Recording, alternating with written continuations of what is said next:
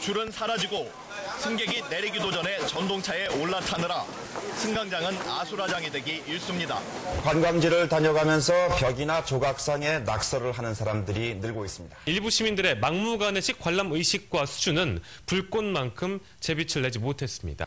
요 며칠 날이 풀린 사이 도심에 쌓였던 눈도 제법 녹았습니다. 그런데 그 속에서 부끄러운 시민의식이 드러나고 있습니다.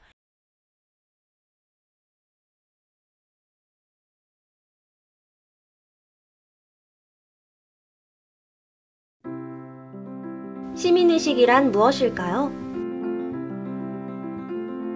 사전에는 시민들의 생활태도 또는 마음의 자세라고 나와 있습니다. 우리는 어릴 때부터 길거리에 쓰레기를 버리거나 공공장소에서 떠드는 것과 같은 남에게 피해주는 행동은 하지 않기로 약속해왔습니다. 얼마나 많은 사람들이 이 약속을 지키고 있을까요? 주변을 살펴보면 이것이 깨지는 경우가 허다합니다. 그 예 중 하나가 이화마을입니다. 서울 종로구에 위치한 이화마을은 벽화로 유명합니다.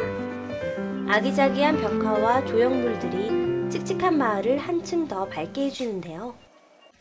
하지만 여기저기 보이는 담배꽁초, 굴러다니는 쓰레기들과 지저분한 낙서. 예쁜 벽화를 보기 위해 놀러온 관광객들이 당황할 정도입니다.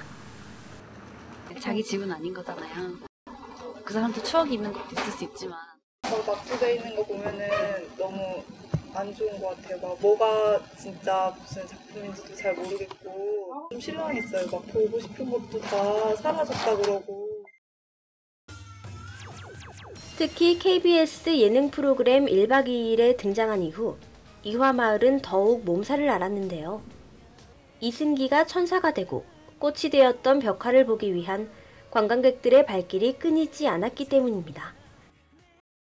이화동에서 오래 거주하신 구멍가게 아주머니를 찾아가 봤습니다. 밤이건 아직은 그냥 시간에는 저걸 안 하고 막 거기서 사진들 찍고 이러니까 뭐 그 앞에서 시끄럽다고 거기서 이제 지우라 그런 것 같아. 이승기가 왔다 가고는 그 날개를 보러 온 거야. 그때부터 난리가 난 거지. 아주 난리가 났어요. 다 차가 있으니 사방으로 차를 갖다 막아놔갖고 댕길 수가 없다는 거지. 댕길 수가. 그러는 바람에 더 난리가 난 거야. 그냥 막 돌려왔어가지고 시끄럽게 자는 사람들도 있는데 막 시끄럽게 하고 그래가지고. 밤에? 아니요, 아침에도 그렇고 밤에도 그렇고. 근데 페트병 같은 거 막 버리고 그래 물 마시다가 마시고. 결국 고통을 겪던 일부 주민들의 요청으로 날개벽화는 사라졌습니다. 작가와 연락해 이 이야기를 직접 들어봤습니다. 혹시 1박 2일 방송 전에도 주민들이 피해를 호소한 적이 있었나요?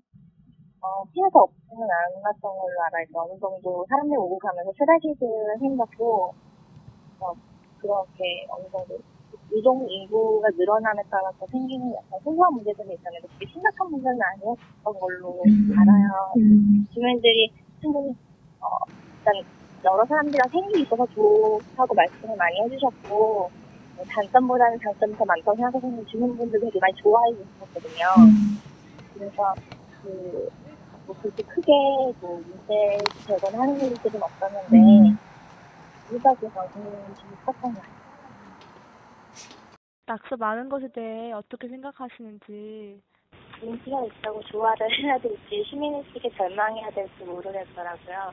법화뿐만이 아니라 문화재 낙서도 그렇고, 다른 사람들한테 피해를 주는 것에 대해서 잘못 세워타지 않는 사람들이 굉장히 많은 것 같아요. 그리고 1박 2일 다녀온 이후에는 사람들이 급격히 몰리기 시작하면서, 이제 시내가 방송 이전한 다음에는 한 달 만에 아무도 사진을 찍을 수 없을 정도로 빼곡하게 낙서가 가득 차서 대부분 한 달 만에 했거든요. 그때는 정말 다 그만두고 싶다는 생각이 들긴 했어요. 보수하고 계실 때 어떤 아주머니께서 제발 벽화 좀 지워달라고 하셨다고 했는데 그때 상황을 자세히 좀 말씀해 주세요. 1박 2일 방송되고 나서 며칠 동안 사람들이 굉장히 많이 몰렸다고 해요.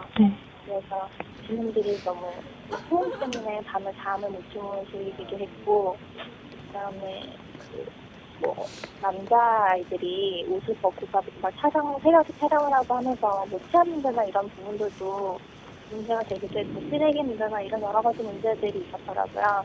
낮에는 어느 정도 분야가 비어있으면 상관없는 전부 생업을 하시는 분들이시잖아요. 네. 되게 일찍 일어나셔서 일을 하러 나가셔야 되는데 새벽 3, 4시까지 사람들이 그 앞에 줄 서서 웅성거리는 사진을 찍고 막 이랬나 봐요. 자기들은 그렇게 한 얘기지만 거기가 굉장히 골목이 좁거든요. 네. 우리가 생각하는 그런 일반 골목이 아니라 한 명이 겨우 올라갔다 내려갔다 할 수 있을 정도의 골목인데 거기다가 건물들이 노후돼서 방음 시설도 거의 안 되어 있어요. 네. 그런 곳에서 새벽에 떨어지다 보니까 주민들이 근처 주민들이 잠을 못 이루신 문제들이 있었고 몇 분을 말씀을 해주셨고 상황이 좀 심각한 것 같아서 저희가 지우겠다고 말씀했었어요. 날개벽화는 왕십리 광장으로 옮기게 됐습니다.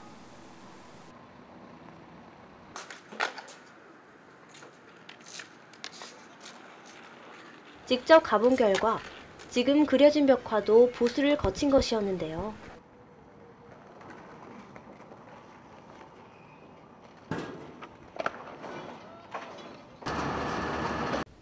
낙서판까지 생겼지만 또다시 벽화에 낙서가 돼 있었습니다.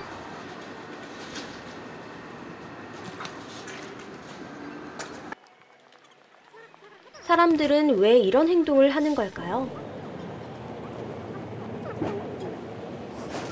한국인의 시민의식은 어느 정도나 될지 알아보겠습니다.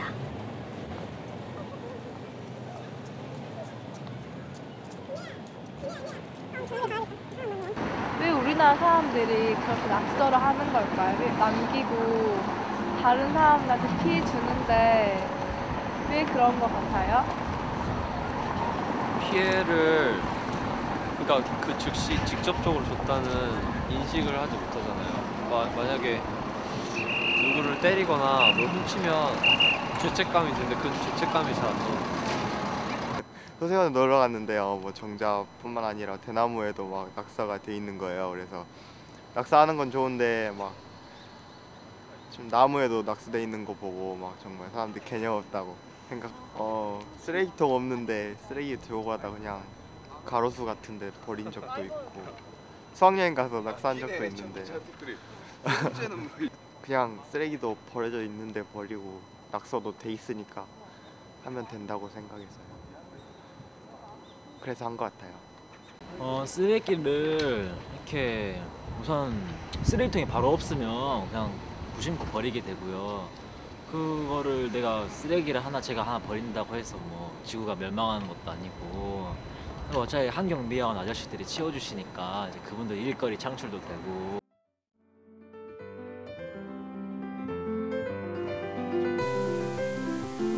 누구나 알고 있지만 무심코 하는 행동들.